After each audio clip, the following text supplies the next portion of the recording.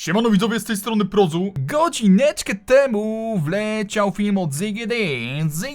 Kolejny gameplay druida. Zobaczymy. Kolejne akty. Path of Exile 2 Druid Hands-on Gameplay Preview. Watering Plants and the Shaman Apocalypse. Więc będzie pewnie misiu i deszcz ognia. I będzie oczywiście może caster gameplay. Nie będę zatrzymywał, puszczam i tyle. Zobaczymy, co tu się ciekawego wydarzy. My Druid hands-on preview. Thanks again to GGG for Tylko szybko, łapka do góry mile widziana, subskrypcja również. Dziękuję, zbliżamy się do 21 000 subów. Masakra. Jesteście najlepszą widownią na świecie. Lecimy od razu tutaj do materiału. flying me over to the studio, and keep in mind that if you didn't see the previous video part 1, then check that out for context as this video builds upon that one. And just a note on my overall power level, as that was a topic of discussion a fair bit in the first video, to help you gauge kind of where I'm at. It's a little bit tricky because baseline, I think my gear overall was pretty solid, quite good in Act 1, and then pretty reasonable to good for what I think will be the case with... Nie, przepraszam, muszę zatrzymać. On tu mówi, że miał reasonable gear. On miał +2 do all skilli i miał flat fizza. A wcześniej miał flat fire w broni. Proszę cię, ZGD. Proszę cię, nie czaruj. Dobra, lećmy dalej. the Vile Temples that everyone's going to have access to, in addition to Abyss Crafting and the other various improvements that have been made there. Like, I think our gear is looking pretty good, but I didn't have anything super crazy in Act 2 and 3. But I was able to fix bad slots when needed for the most part. The biggest gap was spellcaster weapons affecting spell power level, so they were all a little bit more underpowered than they probably should be to look at. Also, due to skipping through some of the larger zones and missing a side quest or two, I ended up a bit underleveled and underpassived. And because I'm trying to test as many different setups as possible, my gem levels and supports are all a little bit bad for a long time. I'm quite a few levels behind on some skills and don't have supports kind of filled out for nearly everything. So probably a bit better than average gear, but a bit worse than average passives and gems. Okay. Anyway, make of that what you will. As I move into Act 2, I get a chance to cut my... Dobra, czyli w dużym skrócie jeszcze potwierdzę, co on tu gada. Sorry, muszę zatrzymać, bo tego się inaczej nie da skomentować. Miał trochę lepszy gear niż powinien, okej, przyznał, ale miał niby trochę niższy skill level i supporty, bo dużo testował, więc to powinno się wyrównać. No okej, no zobaczymy, jeżeli to będzie taki damage trzaskało, super. First level 5 gem, and this tier gives access to some pretty key skills for a few of the Druid playstyles. You've got Thunderstorm with synergies for plant, light skills for a few of the Druid playstyles. You've got Mamy dopisek plant. Plant skills and overgrowth. Plant created by plant skills can be overgrown to gain power in ways detailed on the plant skill. This generally cannot be caused by the skill that create the plants and requires a different skill or effect that specifically causes them to overgrow. Okej, czyli spoko. Thunderstorm with synergies for plant, lightning and cold damage builds. More on those later. Devour for much easier charge generation on the Wyvern. Pretty key piece for those builds. No. And Arctic Howl for freeze werewolves. And then Fury of the Mountain for the bear form, which is what I take first. And this one is excellent. This is a slam skill that creates fissures. You can have up to 12 of them out at a time, and it generates rage on hit. This skill immediately replaced Maul as the basic attack for Bear for me, since it does the same role of rage generation, and Szybszy Volcanic does a Fissure? whole lot more in addition to that too. Szybki Volcanic Fissure.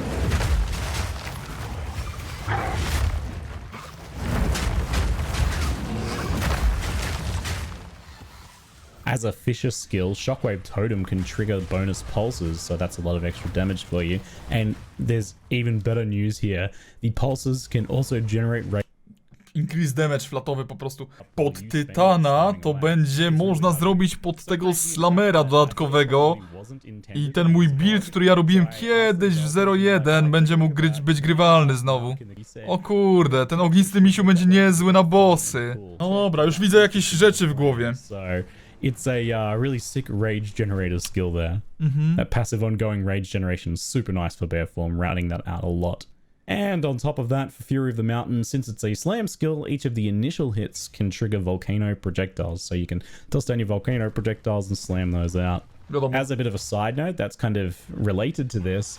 In the updated patch notes, they just posted that the rage decay rate was halved and the time before it begins increased from 2 to 4 seconds. So it's now much easier to keep rage up between packs as well. Tak, to so prawda. all round rage and bear form is looking really comfy to play. Mówiłem, że There's buff so do many rage'a był lines właśnie, of no. combo interactions going on here with like the bear form kind of approach. You've got Volcano being triggered by Fury of the Mountain and Furious Slam. Then you've got Shockwave Totems triggering the fissures from Fury of the Mountain and the jagged ground that you create with empowered Furious Slams. And it's all fueled by the continuous rage generation going on from the... Muszę coś zobaczyć, tylko poczekajcie. Ja wiem, że wy lubicie, jak zatrzymuję, ale to są ważne rzeczy. Bo tego nie zmieniali w drzewku. Ja wiem, że będzie nowe drzewko, ale widziałem, że to zostało. Tam nie patrzcie na to na razie. Nieważne. Nie patrzcie na damage, nie patrzcie na nic. Tutaj jest przecież to cholerne gówno, nie? Splitting ground. Fissure skills have a 20% chance to create an additional fissure. Po prostu. I to zostało. To jest przesunięte trochę. O kurde, to może być niezłe. Pod upheavala tych fissurów będziemy mogli robić przy takim attack speedzie? Okay. Totems triggering the fissures on enemies, powering those furious slams. So it's kind of looping. There's a lot of feedback loops of damage going on here. Makes for pretty satisfying bossing. It's actually like pretty straightforward to play as well. You don't really have to think about all of those like complex lines of play. You just kind of do all the things on top of each other. It works great. So I didn't actually play this setup for too long because I was a bit unsure if Fury of the Mountain was working as intended. So I don't think I did it full justice gameplay wise. But basically, you can drop a volcano or two with the extra charge, and a totem, then Fury of the Mountain, a couple fishes out, pounce in, and then Furious Slam repeatedly until everything is dead or you repeat that cycle. At higher levels, I think you'll be able to work in Ferocious Roar with Infernal Cry. It should be a great addition for some extra fire damage, and Rampage could also be lots of fun to use instead of or before the slams, maybe, to trigger the fishes as you run around. Okay. Anyway, I'm sure many of you at this point are sold on Bear. I know I am. So let's take a look at some of the other things. Arctic Howl is a Cold Warcry-like skill for werewolf form that deals some cold damage in an area and knocks them back. Mainly though, this one insta-freezes any enemies that are primed for freeze, which is, I believe, anything over 70% freeze build-up on bosses and lower for other enemies. Upon freezing enemies or hitting an already frozen enemy, Arctic Cry gives your allies bonus cold damage and chilled ground generation, and it empowers some of your own attacks with added cold damage. So the fact that it works on already frozen enemies is really key to it not being awkward to use. I mean, it's great when it lets you freeze enemies earlier, especially bosses, but in most cases, regular enemies are just frozen from one Lunar Assault anyway, right? You're doing so much damage proportional to the health, and we have so much freeze build-up scaling that everything's frozen and you don't really get it. You'd kind of miss your opportunity if it was like that. So there's like a support element to this skill that'll be pretty interesting for party play, or of course minion builds, like Wolfpack builds. I was playing at this point the Wolf minion parts of the Fajnie, czyli będzie można tym jakby skillem Arctic Owl już zamrożonych również boostować, jakby, że nie zabierze nam opcji zboostowania, jak zamrozimy coś Lunar Slashem, czy tam Runal, no tym jebnięciem, nie? Okej. Empower typically makes more sense for big, heavy hits like slams, where the limited nature of those empowerments fits better, right? And that's somewhat at odds with the Wolf, which is pretty fast and lots of really fast little hits. It's possible that it can be used to empower maybe like a pure Lunar Assault setup more for clearing, I imagine, with Herald of Ice. I'm also wondering if it like has potential as a piece in some sort of mixed melee builds, like, I don't know, Wolf Monks or something. Despite Empower not adding much for my playstyle, I still ended up using this skill as a way to freeze bosses early. 2, I had my next entrance to the Val Temple, and things started getting more interesting with more options for rooms and actual room upgrading occurring. For example, linking the workshop to the bronze workers, which I was able to place to create 4 tier 2 rooms. I think ways to upgrade guardhouses are also possible at this level, as I recall seeing those a little bit later on. No on tu pokazuje, że sobie rozwija tego templa. Pytanie jak z nagrodami, bo powiem wam, że ta mechanika była do dupy pokazana strasznie na pokazie, a Ziggy pokazał, że przynajmniej raz na akt się opłaca tam zejść, bo to jak dużo craft itemów mamy wewnątrz, to jest ogromny potencjał. Stuff here. Before you unlock the time travel version of the temple later on, but with further improved crafting and loot rooms now at this point, so it's a bit more impactful on your gear upgrading. The special rare monsters in some of the rooms were pretty spicy as well, but the Icicle Shred Wolf action seemed to be getting more and more effective as I progressed, and I didn't have too many difficulties. Okay. I need more time for that.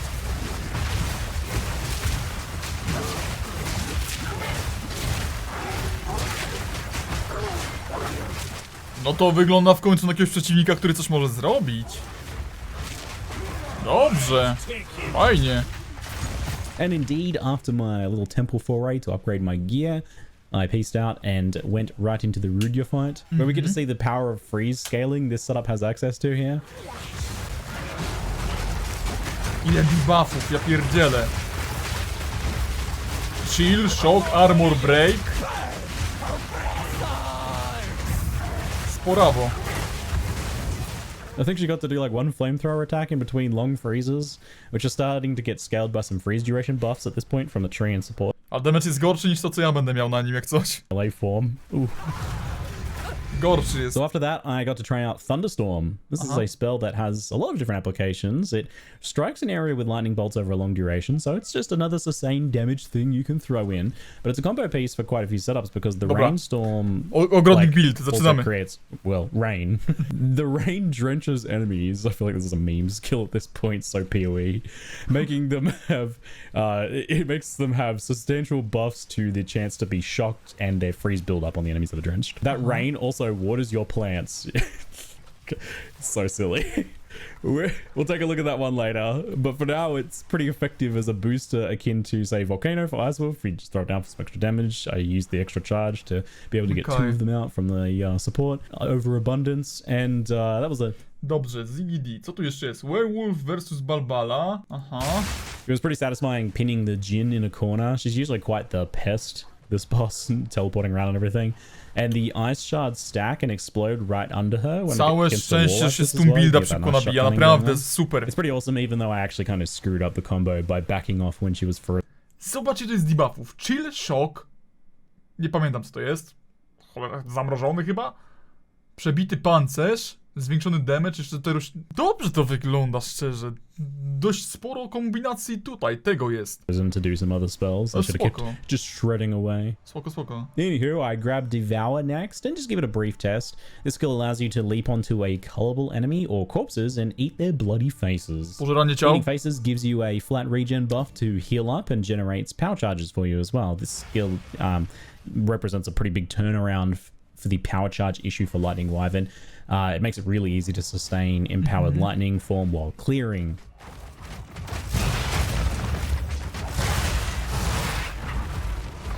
Czy ona na Devour doskakuje I też? think since the fact that you can use it on corpses means that you can basically use it when you want. You're not trying to like time that very narrow window of trying to get some cullable enemy to cull. I was surprised by how good Devourer felt overall to use. I think skills like this are normally very clunky, but they've made this like as forgiving and as strong as they dared to, I suspect. The issue is, of course, that in boss fights, you just don't have anything to cull unless they have some ads or corpses nearby. It seems that most boss fights don't really have a plentiful supply of that in PoE2 currently. So you do have that issue of not having access to Devourer during the entirety of boss fights, meaning you still rely on that kind of like stun build-up wing block.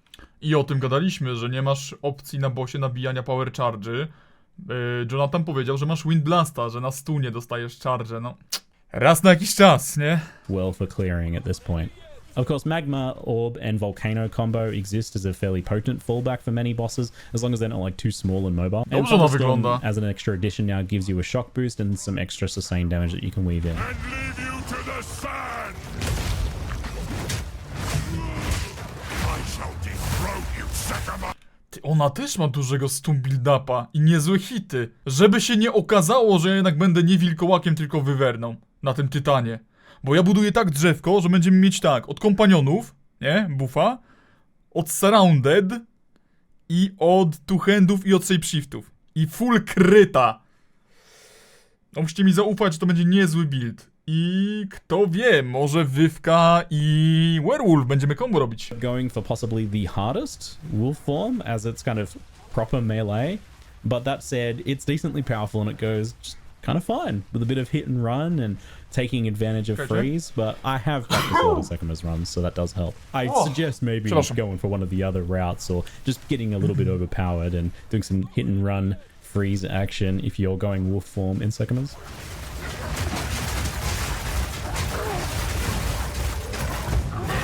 For the slam.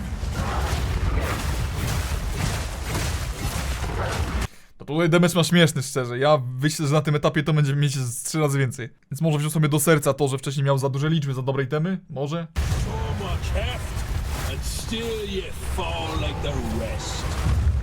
So, as first ending, Oracle felt like a bit of a rabbit hole that I didn't want to dive into in my somewhat limited time. Teraz Wisdom. No to jest to wszystko, co było już, tylko potwierdzone teraz mamy, aha. So I ended up going for a bit more straightforward and fun-looking Shaman. Interestingly, the node that I actually... Adaptation, to jest to, że daje ci tego defa, nie? Ty, nie było 10 staków? You can have 5 adaptations at a time. Oho! got changed as I was playing. So that's what happens when you're playing on the live dev version of the game. A, czy to już zostało zmienione, okej. And no point showing you the earlier version, but the newer version gave enemies in my presence exposure and 10% extra damage as random element, which is fun and fits with the node I get later on too. Fajne. Funnily, it took me way too long to figure out how I was giving enemies exposure, because this just happened in the background. It was a different node when I picked it, right? It didn't have that mechanic at all. I was very confused until I eventually just randomly looked at my sentency and was like, that looks different. So, with some bonus elemental damage online, I head back into Act 2 with my beloved wolf form to test out the new cross-slash skill that I picked up at some point. This executes a short hopback with a massive X-shaped slash. It's a pretty important skill for many wolf builds for 2 main reasons. It triggers any marks on the target, which in the case of Predator's mark from Pounce means that you can summon wolves on demand. I imagine that also means that you can explode freezing or voltaic marks with it too, if you want to get some extra damage from that. And on top of that, when triggering marks this way, cross-slash causes an extra shockwave of damage too. And then for the Ice Werewolf builds, cross-slash is very powerful, as it scoops up any of those ice fragments in the area and dumps them all in the middle of that X. That means that you go from sometimes hitting bosses or rares, no wiadomo, on tutaj tłumaczy cross-slasha jak działa, nie? Że przebija tym marki nałożone z Pounce'a i wszystkie te ice fragmenty na zamrożonych. Wiecie. Fajnie jest też, że są cały czas abysy. To dużo mi pokazuje, bo to znaczy, że te abysy będą funkcjonować jako źródło expa dalej na kampanii. Jakże potrzebnego zresztą. Especially if you start scaling freeze duration as well. Ale dostał damage, widzieliście to? Especially if you start scaling freeze duration as well. Ale mu tam wbiło tych ice shardów. Lololololo. Panie kochany.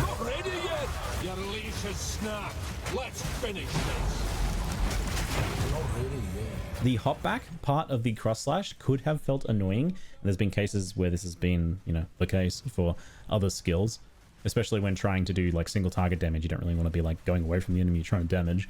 But in this case, didn't feel like an issue thanks to Shred having that built-in mini leap to the target on the first attack. That made it feel really smooth and satisfying, and only like kind of added to that already crazy mobility feeling of the werewolf form. You're leaping in and out really smoothly. Dobrze, co tu jeszcze jest ciekawego? I can just give him a chance. I wanted to see what the boss did. Boss tego, nowy, High Priest. Okej. Ładna ma animację, szczerze. Dobrze, Return of Abyss. Zobaczmy sobie już teraz po timestampach, bo to się rozciągnie na kilkudziesięciominutowy materiał. A po co? To the Titan Valley, you get to see some of the now core Abyss mechanic. It's having a presence in the campaign. And I did actually get quite a few crafting items from Abyss during Acts 2 and 3, which that surprised me because Val Temple is giving out a ton of crafting power, and it feels like we didn't really even lose Abyss in this regard. I expected that Abyss would just be like non-existent till endgame, but it's there and you actually get to use it. I used it a few times. I was maybe getting a bit overconfident at this point because I suffered a classic for me giant skelly squish. Dobrze, rozumiem. An issue with freeze builds, pokaż. Don't get to freeze them if you're killing them fast enough, which is kind of a bummer. I get that there's a few reasons to have a mechanic like this, but I think that maybe you could use some fine tuning, or maybe like a change like allowing the freeze to function, but the enemy's still able to... Nie wie, że nie da się przesfreezować, przestunować i tak dalej bossów w PoE2. One muszą wykonać wszystkie animacje. Masz zestakowany freeze build up, a boss sobie robi animację. No, design gry tak wygląda niestety. Dalej. I ended up getting another Val Temple in the latter half of Act 2 with more room upgrading and plenty of crafting benches to socket quality and add mods to my gear. And this nicely combines with the Abyss crafts that I had access to now as well to round out some key gear pieces, upgrading a chest or fixing up a weapon, for example. Actually managed to get the next spirit gem tier here, and I was definitely tempted to take her. Kurde, o Barskin, pokaż. While active, taking hit damage from enemies to your energy shield causes you to gain armor for a short duration. Armor gained from multiple hits can stack. When hit by an enemy, gain armor equal to 32% of energy shield lost. Czy to będzie mocne? Kurde, za 30 spirita to nie jest źle, tak szczerze. Dostać hita w IS-a nawet załóżmy 5k, to 1500 armora, no to nie jest dużo, ale mieć, a nie mieć? Za 30 spirita? Myślę nawet w drugą stronę, na wojowniku jakbym miał hybrydę, nie? To czy to będzie dobre? Załóżmy, że mam 1000 IS-a na wojowniku. 320 armora za... Zobaczmy dalej. Expected based on there. Anyway, optimization based on damage taken on hit to your energy shield. A, bo to się stakuje! Oj, poczekaj, kolego drogi, koleżanko. Duration based on damage taken on hit to your energy shield.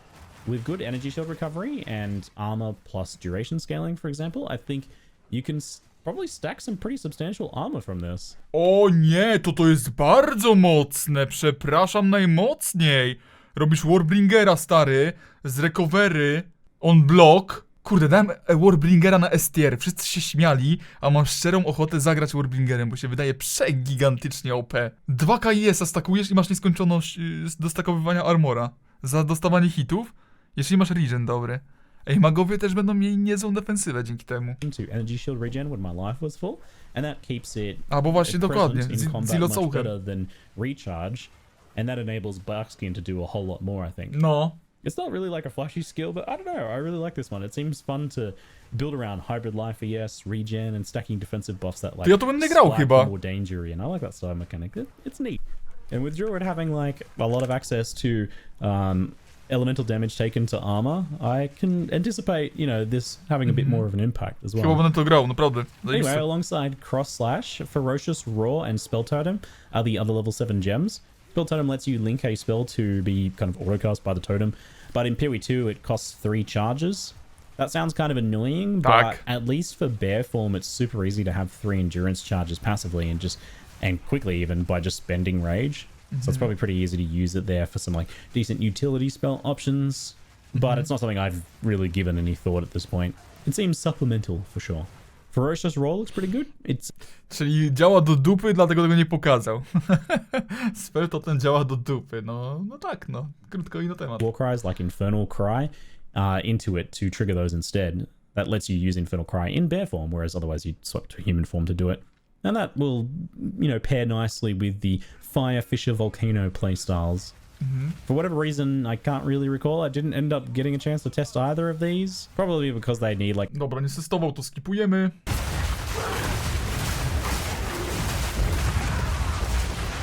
Nice. Dobra, Thrashing Vines. Spur the growth of huge vines which emerge randomly within the target area. To jest ten skill, to już ten główny, nie? Pod ogrodnika, zobaczmy.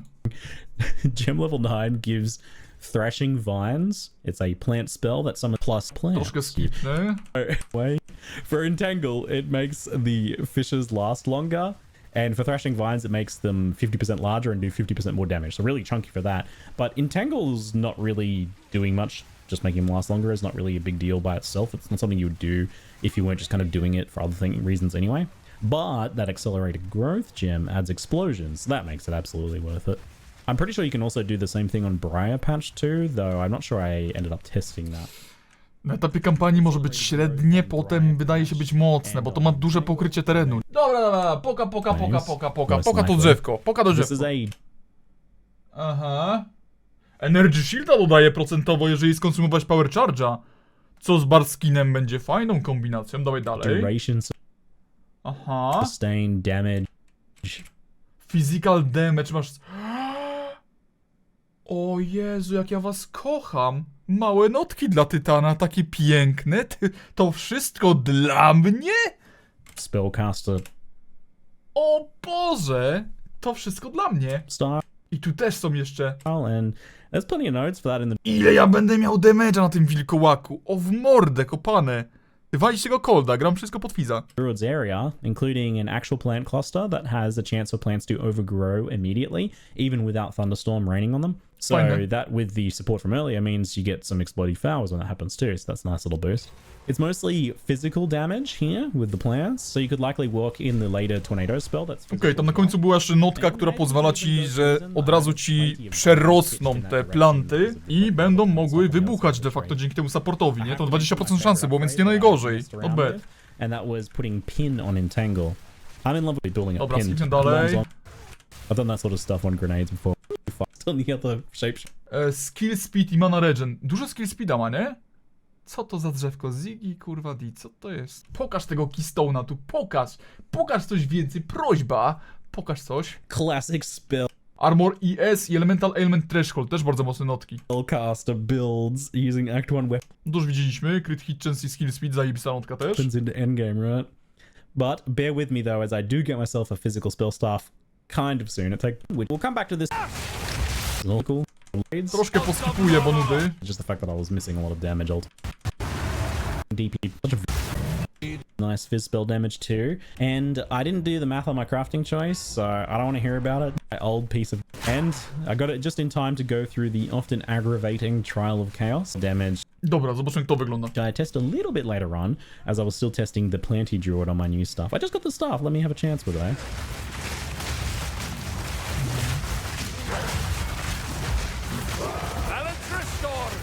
I'm still underleveled and missing passives, and this cheeky lady here likes to roll out of my AoEs, so that took a little while, but overall, like, once I got it online, the plant druid, the water my plants druid felt very comfortable and very fun. Enjoy watering your plants at launch, garden druids. So next up, I wanted to mess around a bit more with Wyvern and also test Apocalypse, the uber skill from the Shaman. We'll get to Apocalypse in a moment. First, I wanted to return to the Oil Barrage skill.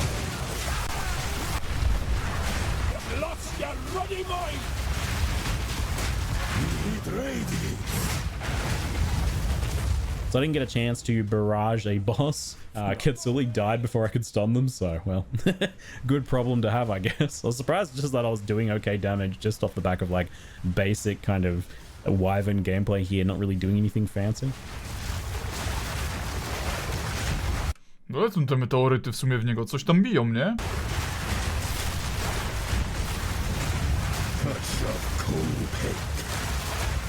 Not bad. Na pewno wygląda to widowiskowo. Let's take a look at Apocalypse now. I didn't really have any supports for this skill, so this is just pure vanilla Apocalypse.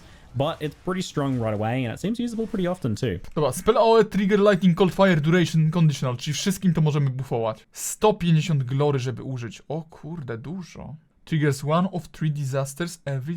Okej, bardzo szybko jak coś. I możesz 0,4 sekundy jeszcze skrócić z quality, czyli 4 razy na sekundę. Dobrze mówię? 0,25, tak. Apocalypse is a glory skill, with glory for this being gained by hitting enemies with elemental damage. So obviously you're just doing that constantly, especially with like the sustained spells, just constantly ticking that up at max rate.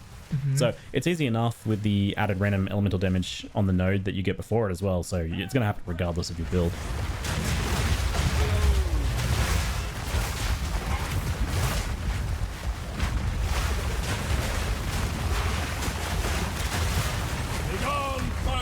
Okay. Using the skill causes a long duration where you passively rain down meteors, hailstorms, and lightning crashes randomly around you.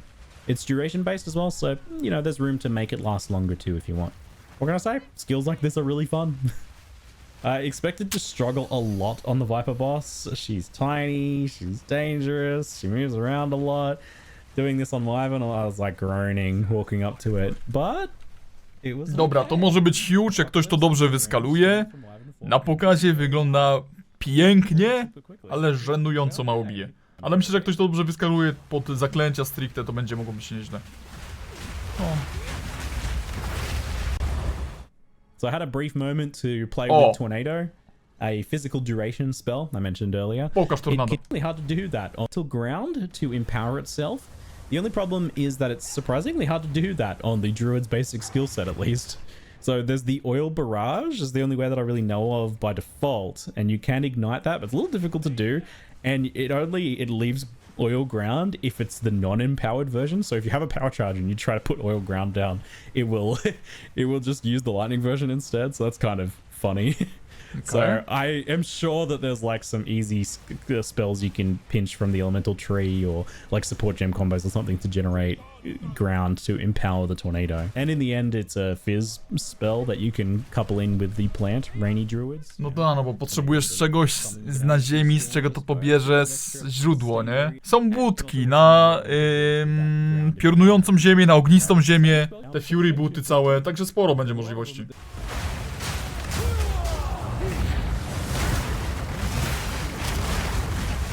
Sadly, that is all I managed to do in my brief visit to the Grinding Gear Games studio this. Ten Barskin super będzie, takie podsumowanko. To myślę, że będzie huge, żeby sobie stakować armor na wszelkiego rodzaju shapeshiftach i nie tylko. No, i tyle. I pokazali mi notki przy druidzie, który ma od cholery physical damage'a. Od cholery. A przez to, że małe notki miały po 12% i po 8%, na Tytanie będą miały po 18% i po 12%. Physical damage'a. Panowie i panie, śledź ten kanał, żeby być na bieżąco. Będzie dzisiaj dużo materiałów, jutro też. I zapraszam wieczorem, późnym wieczorem na streama, jak to wszystko zmontuję. Cześć!